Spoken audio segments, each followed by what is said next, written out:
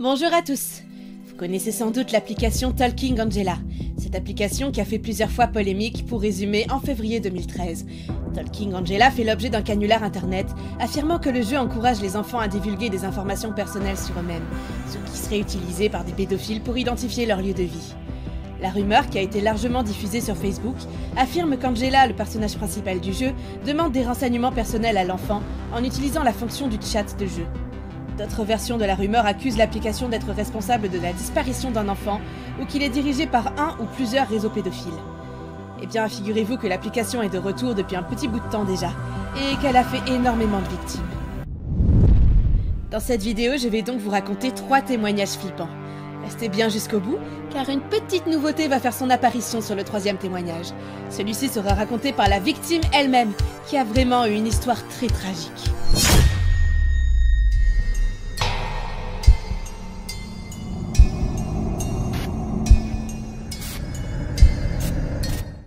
Elisa a 13 ans, et comme toutes les adolescentes, elle est très adepte des réseaux sociaux.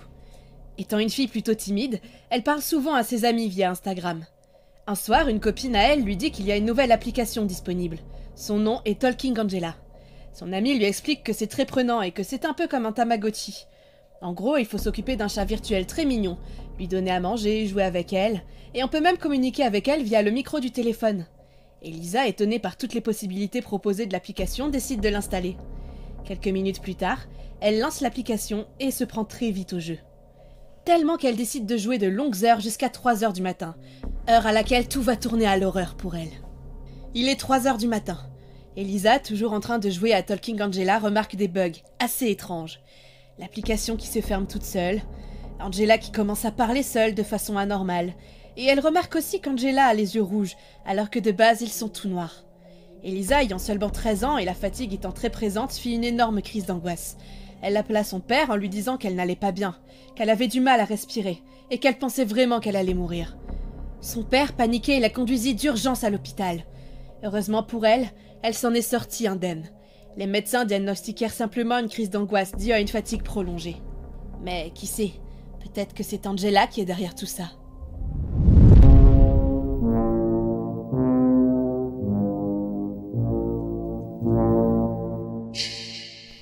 Mathieu a 16 ans et possède une chaîne Twitch, comptant des milliers d'abonnés. Sur sa chaîne, il propose un contenu basé sur l'unboxing d'objets originaux, tels que des accessoires des années 80, des colis venant d'autres pays, etc. Un jour, alors qu'il est en live, ses abonnés lui demandent si c'est possible de commander une poupée Talking Angela. Mathieu, écoutant beaucoup ses abonnés, accepta, et le lendemain passa sa commande sur eBay. Le colis arriva bientôt chez lui, et il décida de faire l'ouverture en direct sur sa chaîne. Le live se passa plutôt bien, la poupée était tout à fait normale, donc pour le moment aucune inquiétude. Il décida donc de poser la poupée d'Angela sur son étagère, histoire d'en faire une décoration. Ce sera seulement à ce moment que des choses totalement mystérieuses voire effrayantes vont se passer. Dans son témoignage, Mathieu me dit qu'il fait souvent des cauchemars depuis qu'il a cette poupée, alors qu'il en faisait très rarement auparavant. Il dit également que le soir, dans sa chambre, et étrangement comme pour le témoignage d'Elisa à 3 heures du matin, il entendait des toc-toc venant de sa porte, alors qu'il n'y avait jamais personne. Mais le pire, c'est ce jour-là qui l'a littéralement traumatisé. Mathieu devait garder son neveu âgé de 8 ans. Tout se passait bien, ils jouaient ensemble, lui donnaient le biberon, etc.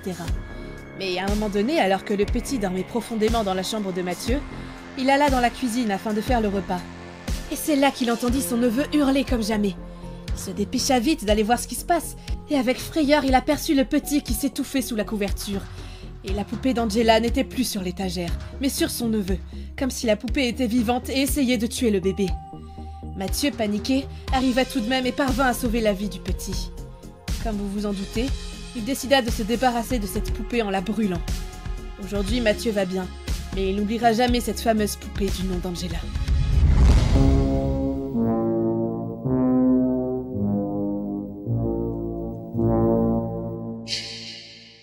Bonjour à tous, et merci de m'avoir invité pour cette vidéo.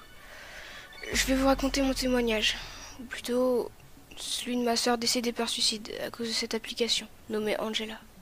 Je m'appelle Lucie, j'ai 16 ans, et quand ce drame s'est passé, ma sœur avait 13 ans. C'était ma petite sœur chérie, je partageais tout avec elle. On était vraiment très fusionnels. Un jour, ma sœur a téléchargé cette application, Talking Angela, et elle a directement accroché. Elle est devenue très vite accro. Les premières semaines, ça allait. Elle y jouait quand même souvent, mais c'était encore raisonnable. Puis le temps passa, et ma sœur passait ses journées à jouer. Elle, qui était sociable, ne sortait quasiment plus jamais de sa chambre, faisait beaucoup de cauchemars, ne parlait plus et ne mangeait presque plus. Mon père, inquiet, lui prit une psychologue, mais rien à faire. On ne savait pas pourquoi elle était comme ça. Puis un soir, alors que j'allais aux toilettes, j'ai retrouvé ma sœur pendue dans le salon.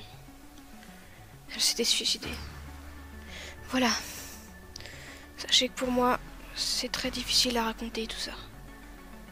Aujourd'hui encore, j'en souffre. Et j'en suis certaine. C'est à cause de cette application.